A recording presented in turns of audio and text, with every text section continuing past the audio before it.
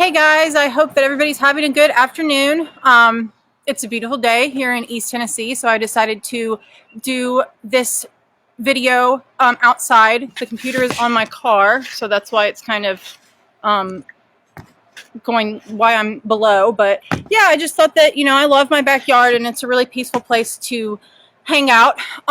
So yeah, like enjoying the nature while quarantined, I suppose. And I just want to make a couple of comments to some of the reactions that I got from my video yesterday and the previous videos. The first is that I was very happy to hear from a friend of mine who I went to middle school with, and we kept in touch over the years. She sent me a message, at 1:53 a.m. telling me, thank you for posting my story, that she herself has experienced verbal abuse. Verbal abuse is hard to understand if it's not coming from the mouth of your specific abuser, because it is by nature so personal.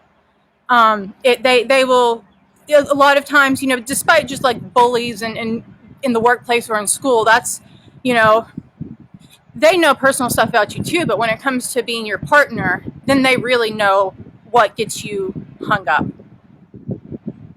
So this friend of mine, who messaged me yesterday, and we're going to talk on the phone later today, she understands that when Daniel called me lazy, that was one of his biggest, insults in the last sheet of paper that I read about. It was that I was a lazy piece of shit.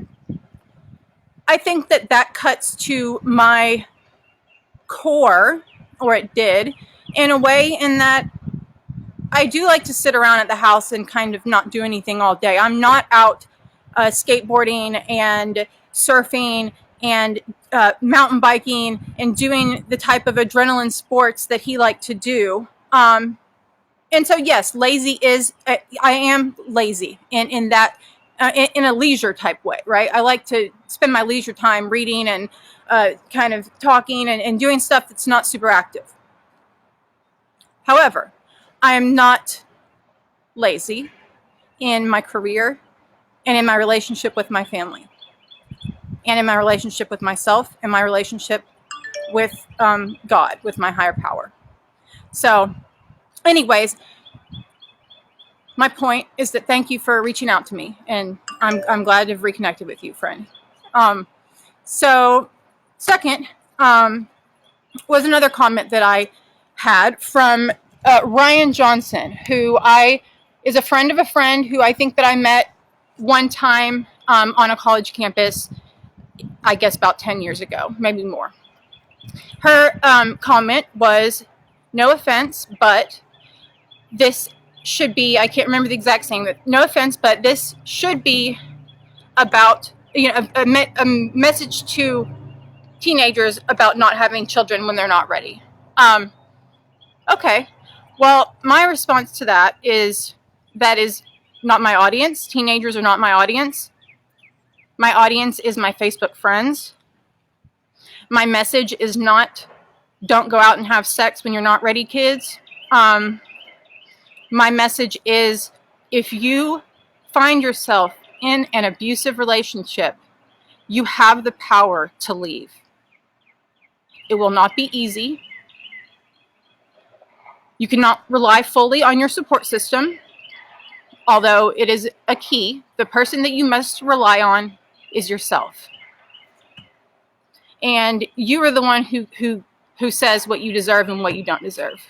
So, yes, if anybody, I would be interested to see from now on if there are comments of a, should have, or, you shouldn't be doing this, you should be doing this, I'd be interested to see these comments in video form and posted in the comments. That way it would be a little bit more face-to-face discussion, which, is more humane, I think, to have discussions face-to-face. So, and my last comment will be, if I did have a message to teenagers, I would tell them that when I was younger, I had a friend who used to say no offense to me quite often. And the comment she would say would be, no offense, but you need to brush your hair more.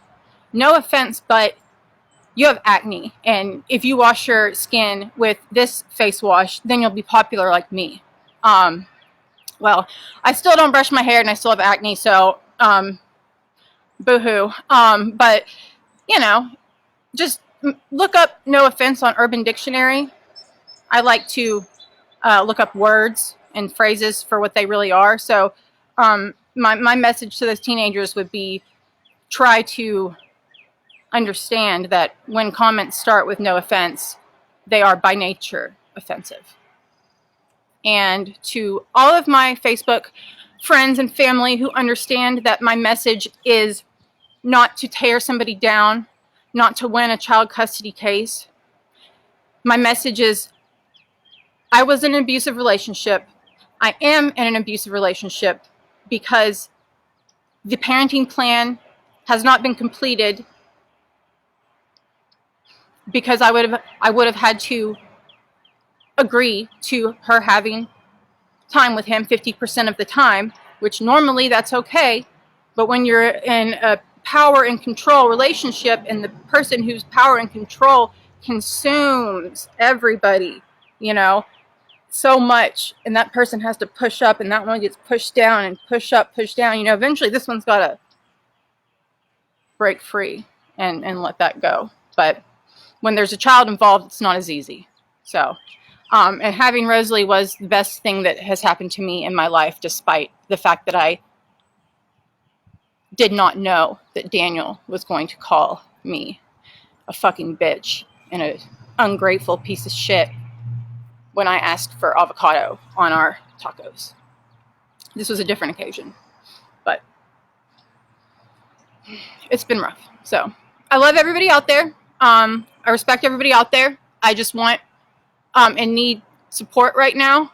And if you're not prepared to give me support and you have an opinion, please post it in video nature, and I would be happy to watch it and reply that way. So see you later. I'll post tonight after I run around outside or something like that.